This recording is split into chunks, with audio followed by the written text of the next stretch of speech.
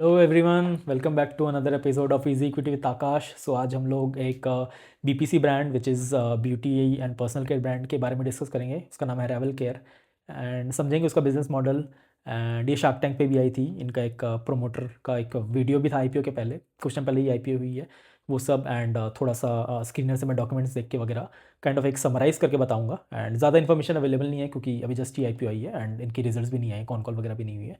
तो जो भी स्मॉल इन्फॉर्मेशन है उसी में हम लोग को ऐड करना होता है, चीज़ों को समझना पड़ता है एंड समझेंगे एंड टू एंड चीज़ों को। एंड मुझे अच्छा लग रहा नहीं लग रहा मैं पीओवी बताऊंगा एंड बिजनेस समझाऊंगा, नंबर्स डिस्कस कर लेंगे थोड़ा बहुत। एंड चलिए शुरू करते हैं। एंड डिस्क्लेमर है कि आप प्लीज़ पैसे रिकमेंडेशन की तरफ मत लो इसको। मैं एडुकेशन की तरफ से बता रहा हूँ, बिजनेस की तरफ से बता रहा हूँ, बिजनेस समझा रहा हूँ। मैं से भी रजिस्टर्ड नहीं हूँ। एंड हाँ, please invest responsibly, don't act foolish and just jump on to whatever I am seeing, right. So चलिए शुरू करते हैं। तो रेवल करके है ना, ये काइंड ऑफ आई थिंक इनका जो प्रोमोटर है, इनका नाम भूल गया, मैं नाम बता देता हूँ। मैं समथिंग वर्मा था, आयुष वर्मा इनका नाम है। तो ये काइंड ऑफ इंजीनियर है, कंप्यूटर साइंस इंजीनियर। 2018 में इन्होंने पास आउट किया था। इनफैक्ट मैं भी कंप्यूटर साइंस इंजीनियर 2018 में पास आउट किया था। तो समझ लो मेरी एज क्या, 30 साल के करीब करीब वो होगा। एंड वो काइंड ऑफ इन्होंने बनाया अपना डिजिटल ब्रांड, मतलब सब कुछ ऑनलाइन सेल करते हैं। तो इनका मेन जो प्रोडक्ट है ना, जो वो है शैम्पू। तो ये लोग क्या करते हैं ना कि आप एज ए यूज़र जाओगे, कस्टमाइज शैम्पू बना के देते हैं बेसिकली, ठीक है। तो आपको अगर लेट से इची स्किन है या फिर आपके ड्राई स्किन है या ऑयली है, तो आप सब कुछ एक आपसे फॉर्म फिल कराया जाएगा। सब आप A to Z चीज़ें भरोगे कि आपको कैसा फ्रेगनेंस पसंद है, आपकी कैसी बॉडी टाइप है। तो वो पूरा क्वेश्चन ये लोग कराते हैं एंड वो काइंड ऑफ यूज़ करके ये लोग आपको प्रोडक्ट काइंड ऑफ सजेस्ट करते हैं, अकॉर्डिंगली आप लोग ले लो। एंड उसमें भी अब इनका क्या होता है ना बिजनेस में कि अब जैसे आप शैम्पू लेने गए तो उसके साथ साथ ही कंडीशनर बेच देंगे, ऑयल बेच देंगे, एक पैक बना के बेचेंगे। तो काइंड ऑफ ऐसे रहता है। तो इन्होंने एक जो प्रमोटर वाले जो एक आईपीओ से पहले एक वीडियो आया था उसमें इन्होंने बताया था कि हमारा एवरेज ऑर्डर वैल्यू करीब करीब 1550 रुपये का होता है। तो आप वही सोचो ना, 3 प्रोडक्ट का पैक वगैरह आता है। तो आप देखोगे तो इंस्टाग्राम वगैरह पे या यूट्यूब पे आप जाके देखोगे ना, तो बहुत सारे इन्फ्लुएंसर्स ने उस पर वीडियो बनाया है। तो आपको दिख जाएगा कि कैसे ये लोग पैकेजिंग वगैरह प्रीमियम पैकेजिंग करके बेचते हैं। एंड कलरफुल बॉटल आते हैं काफ़ी, ब्लू रंग के आते हैं, वायलेट रंग के, येलो, मतलब अलग अलग कलर्स के लोग बना के देंगे कस्टमाइज़ करके। आपका नाम भी लिखा रहेगा इनफैक्ट। जैसे मैं अगर मैं बोलूँगा कि आकाश नाम का शैम्पू बना के देते तो ये भेज देंगे बना के। तो एक प्रीमियम फील लगता है। तो काइंड ऑफ ये सेगमेंट में वर्क करते हैं। एंड वही आप सोचो ना कि 3-4 प्रोडक्ट के लिए अगर आप 1500 दे रहे हो, तो वो काइंड ऑफ एक मास प्रीमियम कैटेगरी में आ जाती है ये company, right. So this is one thing about the business. And इन्होंने पहले जो भी शुरू किया, पहला एक ही प्रोडक्ट से शुरू किया विच इज़ शैम्पू। एंड अब ये धीरे धीरे व्हाट डू से कि अलग अलग कैटेगरीज में काइंड ऑफ घुस रहे हैं। So this is one thing which is kind of a growth trigger for the company कि अभी ये नए प्रोडक्ट में घुस रही है। अभी ऑलरेडी प्रोडक्ट से काइंड ऑफ लोगों ने यूज़ कर लिया, उन्हें समझ आ गया ये ब्रांड शैम्पू में तो अच्छी कर रही है, लेट से। एंड अब दूसरी ब्रांड, दूसरी भी जो मैं प्रोडक्ट्स बनाऊंगा तो उसमें घुसेगी। तो इससे एक रेवेन्यू ग्रोथ ट्रिगर का हमें एक आइडिया मिलता है। तो मेरा काम क्या होता है, हमारा काम क्या है कि कंपनी में ग्रोथ ट्रिगर जो है उसको पकड़ के खोज के दिमाग में बैठाना एंड उसको हम लोग कैपिटलाइज कर सकते हैं कि नहीं, उसको काइंड ऑफ समझना चीज़ों को, राइट। तो ये काइंड ऑफ एक ग्रोथ ट्रिगर हो गया, राइट। एंड हम थोड़ा शार्क टैंक का बात कर लेते हैं। तो शार्क टैंक पे ये आए थे। शार्क टैंक पे आई थिंक उस टाइम कुछ तो कर रहे थे, सेल्स आप देख लेना, शार्क टैंक में मिल जाएगा। अनुपम मित्तल ने इन्होंने बोला था कि ये इन्वेस्ट करेंगे, but I don't think so इन्होंने किया, क्योंकि डीआरएचपी वगैरह या इन्वेस्टर लिस्ट में तो नाम नहीं है। तो this is one thing. And revenue पे अगर हम लोग बात करेंगे, रेवेन्यू छोड़ो, पहले अभी नंबर ऑफ ये समझ लेते हैं लोग कहाँ का बेचते हैं। तो इनका जो भी वेबसाइट पे मोस्टली सेल आता है, वेबसाइट पे आई थिंक 90% सेल उनका वेबसाइट पे आता है, 90-95% उस रेंज में ही आता है। बाकी ये लोग क्या कर रहे हैं अभी, अमेजोन वगैरह, e commerce, quick commerce, Flipkart वगैरह, तो ये दोनों में भी काइंड ऑफ ये लोग घुस रहे हैं। तो ये लोग बोल रहे हैं कि मेरे को एक ही जगह से पूरा काइंड ऑफ वो नहीं करना, मेरे को दूसरी जगह में भी घुसना है, ताकि एक काइंड ऑफ डाइवर्सिफाइड पोर्टफोलियो हो जाए। एंड वो भी होता है ना कि आप दूसरे प्लेटफॉर्म पे जाओगे ना तो आपकी विजिबिलिटी बढ़ती है। फॉर एग्जाम्पल मैं प्रेफर करूँगा वही सामान मे बी अमेजोन या व्हाट डू से मिंत्रा वगैरह फ्लिपकार्ट से खरीदना का कोशिश करूँ, क्योंकि उधर रिटर्न पॉलिसी थोड़ी फ्लेक्सिबल मिल जाती है। ब्रांड है, कुछ अगर इशू होगा तो ब्रांड वो काइंड ऑफ मैनेज कर देगा। So this is one thing. Quick commerce में करोगे तो मुझे 10-15 मिनट में मिल जाएगी, 20 मिनट में चीज़ें मिल जाएंगी। तो वहाँ पे एक प्रेजेंस आपकी मिल जाती है। तो जितने जगह मैं प्रेजेंट होगा ना, तो कस्टमर को फील होता है कि भाई आप सब जगह अवेलेबल हो, सब जगह मेरे को देख रहे हो। तो काइंड ऑफ एक दिमाग में भी काइंड ऑफ पॉजिटिव इंपैक्ट होता है। This is one strategy they are kind of looking forward. So second growth trigger अपने को मिल रहा है कि लोग दूसरा जगह में कुछ ना, पहला अपने को मिल गया प्रोडक्ट काइंड ऑफ एक्सपेंड कर रहा है। अगेन ये सब डिटेल्स डॉक्यूमेंटेशन में नहीं लोग ने बताया नहीं है, तो काइंड ऑफ हमें ट्रैक करना पड़ेगा आगे वाले कौन कॉल या नंबर्स देख के वही समझ आएगा, right. So this is second thing. And numbers पे अगर आप बात करोगे तो नंबर्स का भी बता देता हूँ मैं। तो 2023 में इन्होंने किया था करीब करीब 3.5 करोड़ का सेल। अब 2024 में क्या 22 करोड़ का सेल, तो यहाँ पे करीब करीब 8x का जंप आया। बट 2025 में भी करीब 24 करोड़ के, मतलब 22 से 24। तो इस पे ये लोग ने मतलब जो भी इंटरव्यू आई थी आप देखोगे तो उसमें पूछा, जिसने भी इंटरव्यूअर ने पूछा कि भाई क्या सीन है आपकी, सेल्स तो उतनी बड़ी नहीं, पहले साल आपके कुछ 8x हो गए हैं और अभी तो आप इतना वैसा कुछ कर नहीं रहे हो। तो उन्होंने बताया कि अब देखो आप चीज़ों को समझो, उन्होंने बताया कि हम लोग ना काइंड ऑफ प्रोडक्शन को फिक्स कर रहे हैं एंड क्वालिटी फिक्स कर रहे थे, बहुत सारी चीज़ों को वो कर रहे थे, बेस बना रहे थे अपना वगैरह वगैरह and all those things, right.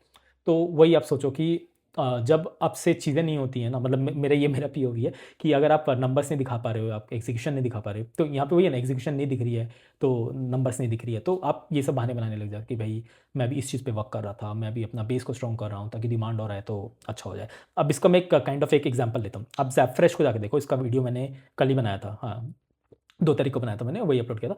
तो उसका क्या ना, उसका आप देखोगे 40-43% का ग्रोथ आ रहा था। एंड वो लोग बोल रहे हैं हम लोग डेप्थ में जा रहे हैं, सब कुछ इंटरनली घुस रहे हैं, फार्मर्स के संग कनेक्ट कर रहे हैं, शॉप्स भी खोल रहे हैं। तो एक बार में नहीं है कि 50 शॉप्स खोल दे रहे हैं, मतलब ब्रांड करके जो भी शॉप्स को लोग ब्रांडेड शॉप्स बना रहे हैं B2B वगैरह, ताकि उससे ब्रांडिंग भी हो एंड ऑल दोस थिंग।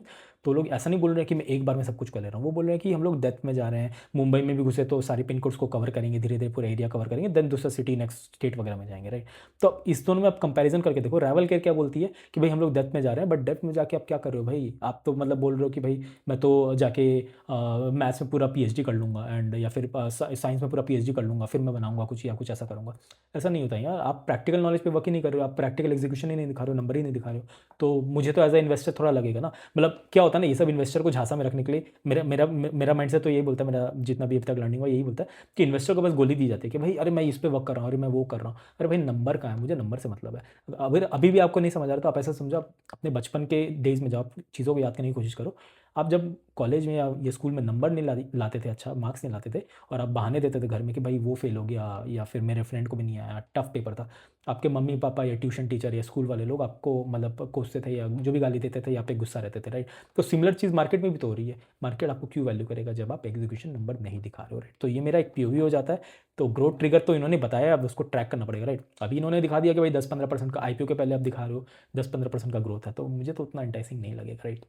ज़ैपफ्रेश का भी मैंने जब कंपैरिजन किया तो अब वही है कि अब ज़ैपफ्रेश और इसमें अगर लेट्स से ट्रैवल केयर में भी अगर काइंड ऑफ ग्रोथ अच्छी आ जाती तो मैं ज़ैपफ्रेश को फिर भी क्यों चूज़ करता, मैं ये बताता हूँ। मैं मेरा ये पर्सनल बायस है, तो क्या होता है ना, ब्यूटी वगैरह चीज़ों में मैंने ये देखा है कि मैं कोई एक ब्रांड को ले लेता हूँ, ठीक है, वो 6-7 महीने यूज़ करता हूँ, 1-1.5 साल यूज़ करता हूँ, उसके बाद ना क्या होता है, बोरिंग लगने लगता है मुझे, या मुझे लगता है कि यार नया मार्केटिंग कैंपेन चल रहा है, किसी और की कंपनी ले लेता हूँ। ये मेरे साथ हुआ है काफ़ी बार, मेरे फ्रेंड्स के साथ भी होता है। तो यहाँ पे काइंड ऑफ मेरे को एक थोड़ा सा शिफ्ट दिखता है, बट फूड ब्रांड में क्या होता है ना, उतना जल्दी शिफ्ट नहीं होता, that's what my personal bias is.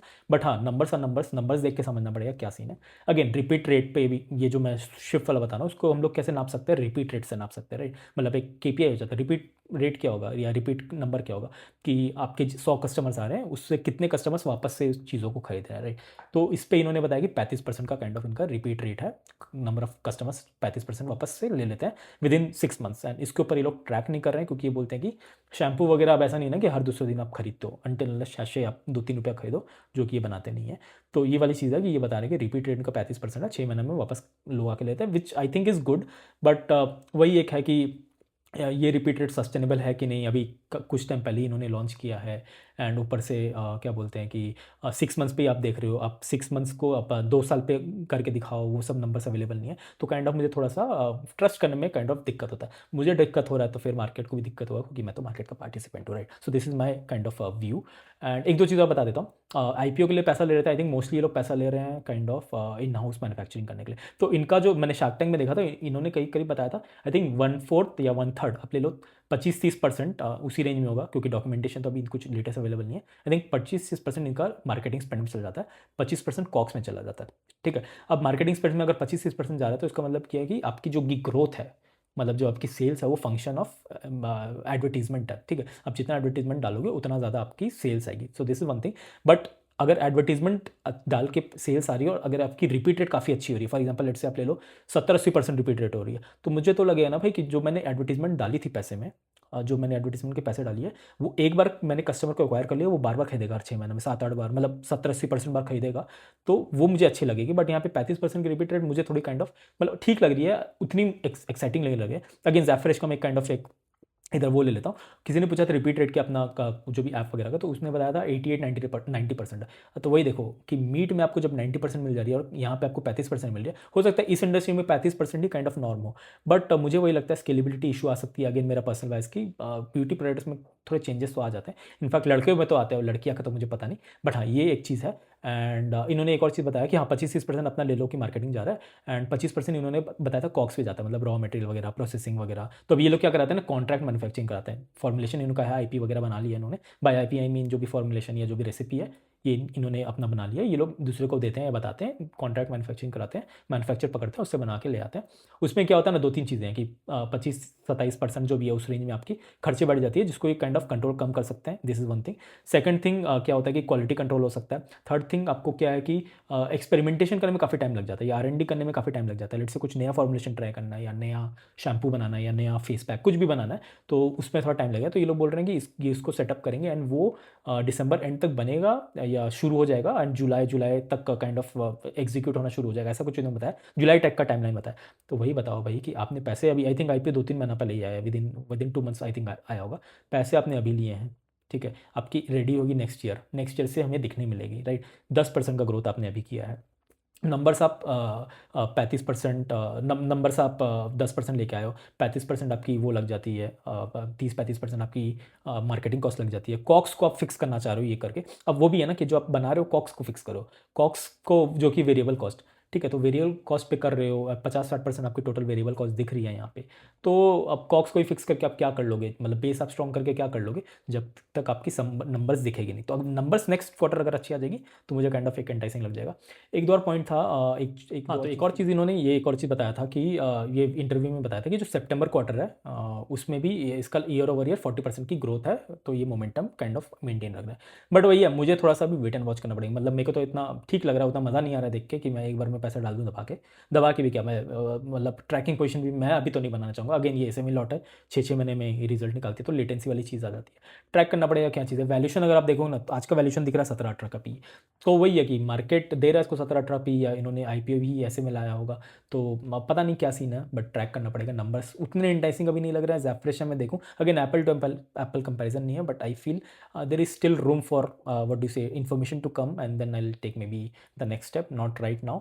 And यही है मोस्टली इस कंपनी के बारे में, एंड आप देखो इसको ट्रैक करो। और ये लोग बोल रहे हैं कि नए कैटेगरीज में जा रहे हैं, तो उसका समझो कि क्या चीज़ें आ रहे हैं, नंबर आ रही है कि नहीं, मैनेजमेंट आगे आके बताएगी मार्च वाले क्वार्टर में, तब समझ आएगा नंबर्स क्या है, एंड उसके बाद ही एक और अपडेट बनाना समझ आएगा। अभी के लिए तो मैं यहीं तक रखूँगा, एंड देखते हैं, ट्रैक करते हैं। बट हाँ, इससे ये एक लर्निंग मिलती है कि भाई मैनेजमेंट अगर आके बोल भी रहा है ना कि मैं 40% ग्रोथ कर रहा हूँ, मेरी रिपीट रेट ये है, मेरी वो है, आपको ऐसे ब्लाइंडली फॉलो नहीं करना पड़ता। हो सकता है यहाँ से ये स्टॉक बहुत ज़्यादा चला जाए, अच्छे रिटर्न्स बना के दे दे, या गिर भी जाए, आई डोंट केयर। मेरे को थोड़ा सैनिटी के संग काइंड ऑफ वर्क करना है, राइट। मुझे देखना है कि जो ये बता रहा है वो मेरे को समझ आ रहा है कि नहीं।